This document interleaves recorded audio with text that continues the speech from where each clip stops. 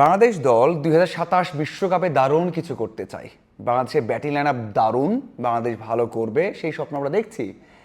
এবং সেই স্বপ্নের ভিত কতটা কঠিন, কতটা মজবুত, কতটা ভালো আমরা দেখতে পাচ্ছি। দেশের মাটিতে একের পর এক সাফল্য পেয়েছি আমরা। মানে আশার যে বেলুনটা সেটা তো অনেক বড় হয়ে গেছে। এখন বুঝতে পারছি আমরা যে আসলে বাংলাদেশ দল কোথায় কি করতে পারে, কোথায় কি করতে পারে, কি করছে, কোন ধারাবাহিকতা আছে। আপনি বলুন তো যে বাংলাদেশের ব্যাটারদের মধ্যে আপনি কাকে ধারাবাহিক বলবেন, কাকে বলবেন ম্যাচ উইনার, কাকে বলবেন যে সামনের বিশ্বকাপে দারুণ করবে। আপনি এখনও বলতে পারেন যে এই দলের যত ব্যাটার আছে আর প্রত্যেককে বাদ দিতে পারবেন, প্রত্যেককেই বাদ দিতে পারবেন। সোহান রান করেছে, 2 ম্যাচে রান করেছে, তামিম 1 ম্যাচে রান করেছে, এবং সোহান তো লিটন আসলে দলে রাখা হবে না, এবং লিটন কতটা ভালো করবে সেটাও প্রশ্নের বিষয়। সেখানে সাইফ খারাপ করে বাদ পড়েছে, সৌম্য খারাপ করছে, ধারাবাহিক না সেখানে তামিম, সেখানে শান্ত ধারাবাহিকতা থেকে হঠাৎ করে দেশে বাইরে খারাপ করছেন। এরপর যে মিরাজের কথা বলে, মিরাজকে আপনি রাখবেন কি না সেই প্রশ্ন তো সবসময় আছে। সৈকত এখন কামব্যাক করেছে, কদিন সেই কামব্যাক থাকবে সেটাও বলা কঠিন। বোলার ছাড়া বাংলাদেশের একটা ব্যাটার, হ্যাঁ আপনি বলতে পারেন বাংলাদেশের প্রেক্ষাপটে ভাই এরা তো ভালো ব্যাটার, রান করছে, কিন্তু অন্য দেশের তুলনা করে দেখুন, আপনি আপনি অন্য দেশের সাথে তুলনা করে দেখুন যে অন্যরা কীভাবে তৈরি হচ্ছে, তাদের ধারাবাহিকতা কী।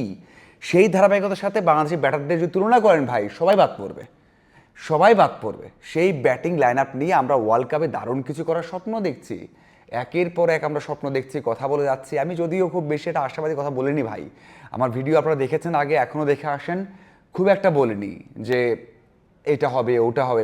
বাট 27 ওয়ার্ল্ড কাপের জন্য যে বাংলাদেশে একেবারে প্রস্তুত না, কত জায়গায় চেঞ্জ করতে হবে সেটা কিন্তু আমরা বুঝতে পারছি।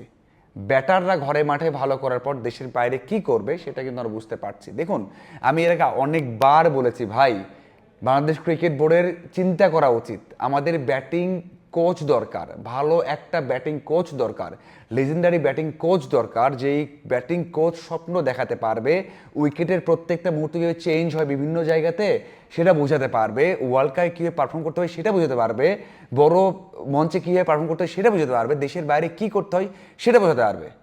কিন্তু ভাই একেবারে নেই। আপনি মোহাম্মদ আশরাফুলকে যদি রোল মডেল ভাবেন ঠিক আছে, কিন্তু আশরাফুল সাউথ আফ্রিকা মাটিতে কী করতে হবে, জিম্বাবুয়ে মাটিতে এতদিন পরে কী করতে হবে, তারা কী স্বপ্ন দেখাবে, এটা বলা কিন্তু একেবারে কঠিন, এটা কিন্তু আপনি বলতে পারবেন না। সো আমি এর আগে বলেছি, আবারও বলছি, এই ব্যাটিং ব্যর্থতা, এই ব্যাটিং ডেপথ আপনাকে বলে দিচ্ছে যে কত চেঞ্জ দরকার। আপনি প্রত্যেকটা সিনারিওতে ব্যাটসম্যানরা ভুল প্রেডিক্ট করছে, ভুল পড়ছে, সেই ভালো পড়াটা কে দেবে ভাই? মানে কোন জায়গায় কী করতে হবে কারা শেখাবে? মোহাম্মদ সালাউদ্দিন ভুল, মোহাম্মদ আশরাফুল ভুল, এই সিনারিগুলো শেখাবে বড় কোচ যারা বিশ্বকাপে পারফর্ম করেছেন, যারা বিশ্বকাপে ম্যান দ্য ম্যাচ হয়েছেন, বিশ্বকাপে বিভিন্ন জায়গায় পারফর্ম করেছেন। আপনি এমন কোচ অনেক পাবেন যদি টাকা দেন, যদি এই ভীষণ থাকে। আমার মনে হয় তামিম ইকবাল এই চিন্তাটা করবেন, যদি খুব বেশি ফ্রেন্ডলি হয়ে যান যে ক্রিকেটাররা চায় দেশি কোচ, তাহলে হবে না ভাই, ভালো সম্পর্ক দিয়ে হবে না। তামিম ইকবালকে বোঝা দরকার, এখন হার্ড ডিসিশন দরকার, হার্ড ডিসিশন, একেবারে হার্ড লাইন দরকার।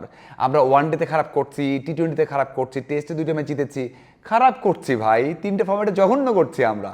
হার্ড ডিসিশন দরকার, প্লেয়ারকে বাদ দেওয়া দরকার, আমাদের ভালো কোচ দরকার। এই জন্য যদি ইমোশনকে বাদ দিতে হয়, দেশি কোচকে বাদ দিতে হয় বা অন্যভাবে রাখতে হয়, সেটা নিতে হবে। নিয়ে ভালো কোচ নিয়ে আসেন ভাই, একটা কোচ ভালো না আমাদের, আমাদের সিমন্স অতটা ভালো না। আমি এটাকে অনেকবার বলেছি যে সিমন্স কাজ করে না, সিমন্সকে কাজ করানো হয়। এখানে আপনি যখন একটা কোচিং স্টাফের মধ্যে বড় ভূমিকায় আশরাফুল এবং সালাউদ্দিন আছেন, তো তারাই চালাবেন এই এই দলটা। আপনি কি মনে করেন যে ভারতের কোচ দ্রাবিড় ছিলেন, এখন গম্ভীর আছে, এরপর অস্ট্রেলিয়ার কোচ অস্ট্রেলিয়ান, ইংল্যান্ডের কোচ ইংল্যান্ডের থাকবে, বাংলাদেশের কোচ বাংলাদেশে থাকবে না কেন? সেটা হয়? মানে হয়? যদি ইংল্যান্ডের কোচ আমরা সবাই জানি যে ম্যাককালাম সেখানে রয়েছেন। সো যাই হোক, অন্য দেশে হতে পারে, বাংলাদেশে হবে না ভাই। জিম্বাবুয়ের কোচ যদি জিম্বাবুয়েরই হন, নামিবিয়ার কোচ নামিবিয়ার হন, হ্যাঁ একটা পর্যায়ে পর্যন্ত উন্নতি হবে, এরপর উন্নতি হবে না ভাই। সো বাংলাদেশ নিয়ে চিন্তা করে ভাই আমরা সালাউদ্দিন মোহাম্মদ আশরাফুল চলবো, এমনিই চলতে হবে, এমনিই চলতে হবে ভাই। এর থেকে ভালো চলতে পারবেন না, এর থেকে ভালো কখনোই চলতে পারবেন না। দেশের বাড়িতে ভালো হবে, দেশের বাইরে এমনই করতে হবে। যদি আমরা হার্ডলাইন না যাই, আমি কোচিং স্টাফে আবার পরিবর্তন না আনি ভাই, আমি লিখে দিলাম এর থেকে জঘন্য হবে, জঘন্য হবে, আমি বারবার বলেছি, এর আগে ভিডিওতে বলেছি। আপনাদের কি মনে হয় ভাই, আমি আসলে ঠিক বলেছি না ভুল বলেছি জানাবেন। বাট রেজাল্ট বলছে আমি আগে থেকে ঠিক বলেছি। আমি যখন বাংলাদেশ দল দেশে মাটিতে ভালো করেছে তখনও ভিডিও বানিয়েছি, তখনও বলেছি যে সিমন্সকে আরও কাজ করতে হবে, সিমন যেভাবে কাজ করেন এটা আদর্শ না, আদর্শ না। আমি আবারও বলছি, যদি দু একটা ম্যাচ ভালো করে, সিরিজ ভালো যেতে, তারপরে আমি বলবো আদর্শ না।